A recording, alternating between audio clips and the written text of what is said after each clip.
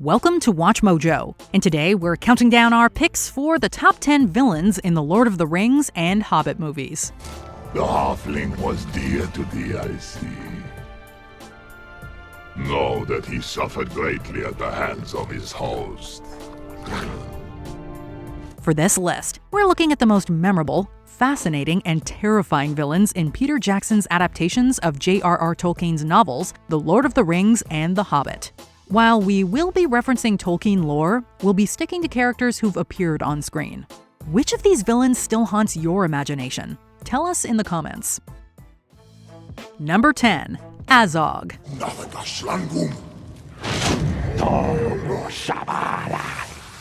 This savage orc chieftain survived grievous wounds and thirsts for vengeance.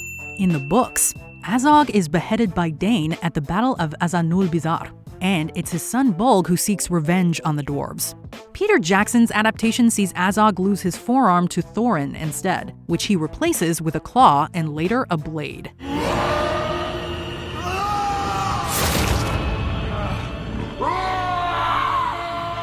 Known as the Defiler and the Pale Orc, he has white skin and rides a white warg. Originally, Azog and Bolg were to be portrayed using practical effects, but motion capture and CG took over.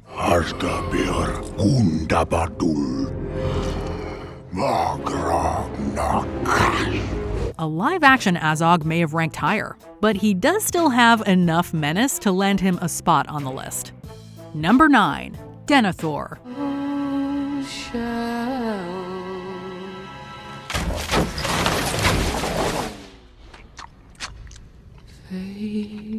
The steward of Gondor's tragic fall into disrepair and madness recalls Shakespeare's King Lear, yet he is at the same time among the most grounded of Tolkien's villains. In the books, the once wise and proud Denethor II began to lose hope after the death of his wife. Gazing into a palantir, he realized the superior might of the shadow falling across the land. With the death of his favorite son Boromir, he sinks further into grief. You wish now that our places had been exchanged. That I had died and Boromir had lived. Yes. I wish that. Peter Jackson's version is more concerned with his own power and comfort than the troubles of his people. He sends his son Faramir on a hopeless mission, and when Faramir seems to have perished too, he abandons leadership of Minas Tirith. His evil is all too human, which is what makes him so repugnant. You may triumph in the field of battle for a day, but against the power that is risen in the east, there is no victory. Number 8. Shelob.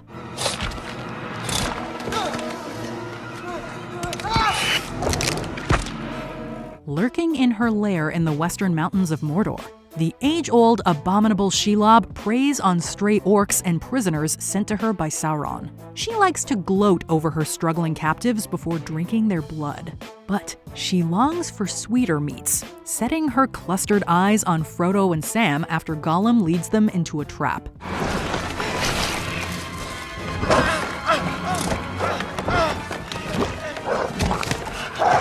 Shelob is the offspring of Ungoliant, an evil spirit who, at the dawn of creation, took the shape of a spider.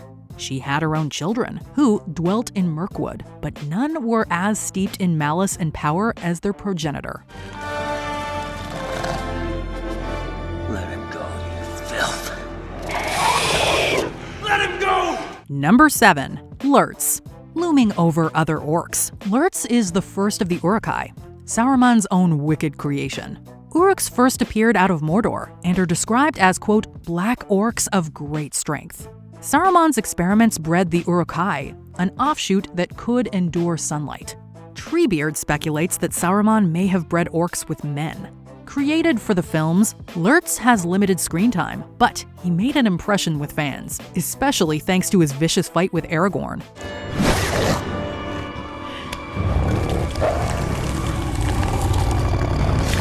Several other orc chieftains have speaking roles, such as the Uruk-hai Ugluk and Gothmog, a lieutenant named after the Lord of Balrogs. But Lurtz is the real scene stealer. On the halfling! On the halfling! Number 6. Durin's Bane. Shall not pass!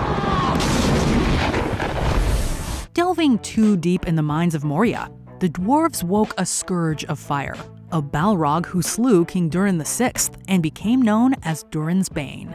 This Balrog had survived the War of Wrath in the First Age and taken refuge beneath the Misty Mountains. We cannot get out. A shadow moves in the dark. We cannot get out. Balrogs are Maiar, divine spirits like Gandalf and Sauron, who transformed into demons of shadow and terror. As their battle proved, Durin's Bane matched Gandalf in power.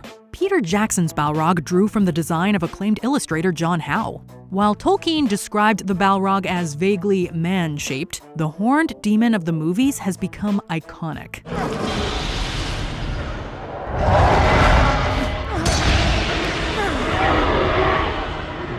Number 5. The Witch King of Angmar. This is my power.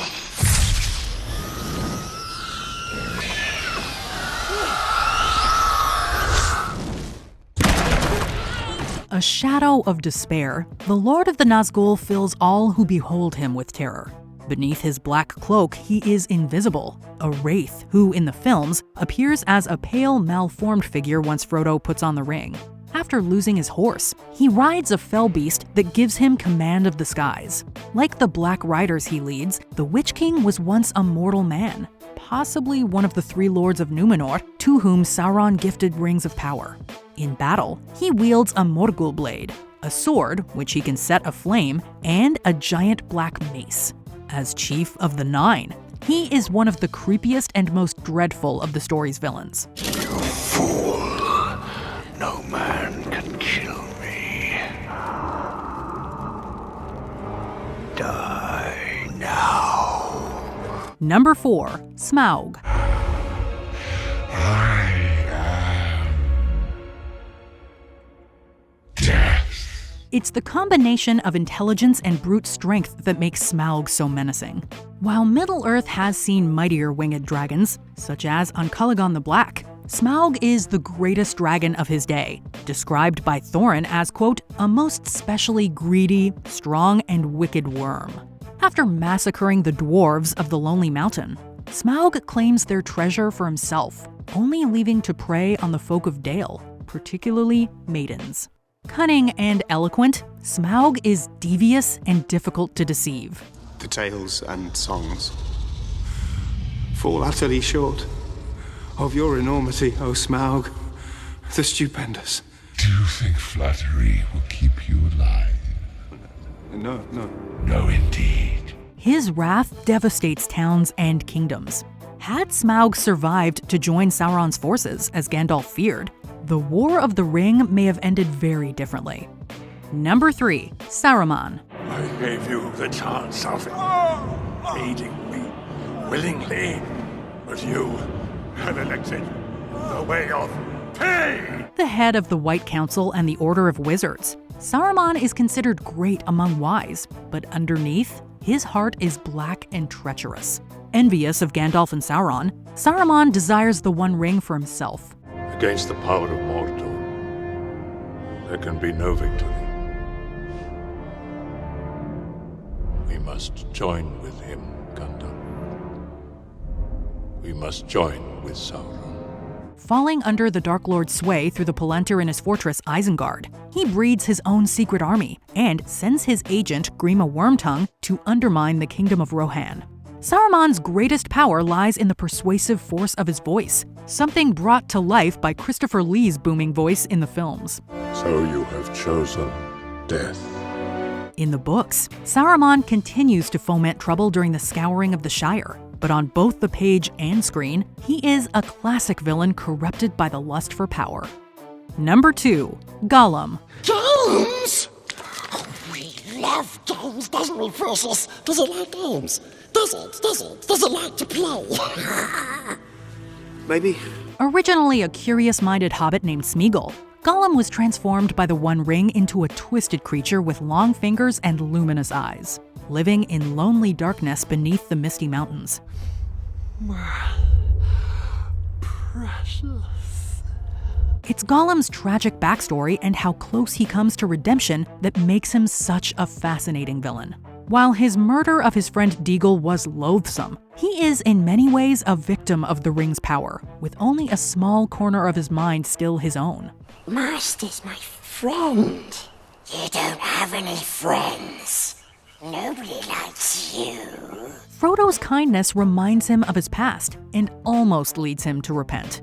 Gollum might be wretched, but he reminds us of the importance of pity, which, in a roundabout way, leads to the destruction of the ring. Before we continue, be sure to subscribe to our channel and ring the bell to get notified about our latest videos. You have the option to be notified for occasional videos or all of them. If you're on your phone, make sure you go into your settings and switch on notifications. Number 1. Sauron. In the land of Mordor, in the fires of Mount Doom, the Dark Lord Sauron forged in secret a master ring to control all others. And into this ring he poured his cruelty, his malice, and his will to dominate all life. Faceless and implacable, Sauron seems to symbolize pure evil, but he was once a gifted Maya with a love for order and crafting. Coveting power, he became the lieutenant of the Dark Lord Morgoth until Morgoth's defeat in the First Age. As Anatar in the Second Age, Sauron had a fair appearance and seduced the elves into forging the Rings of Power. That Isildur, son of the king, took up his father's sword.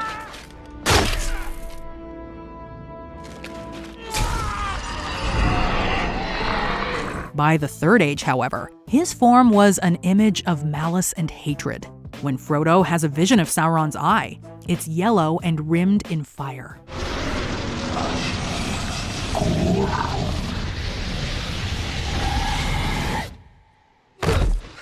The other villains in Middle-earth are just shadows of Sauron, whose overwhelming power is what makes the hero's unlikely quest so compelling. Did you enjoy this video? Check out these other clips from WatchMojo, and be sure to subscribe and ring the bell to be notified about our latest videos.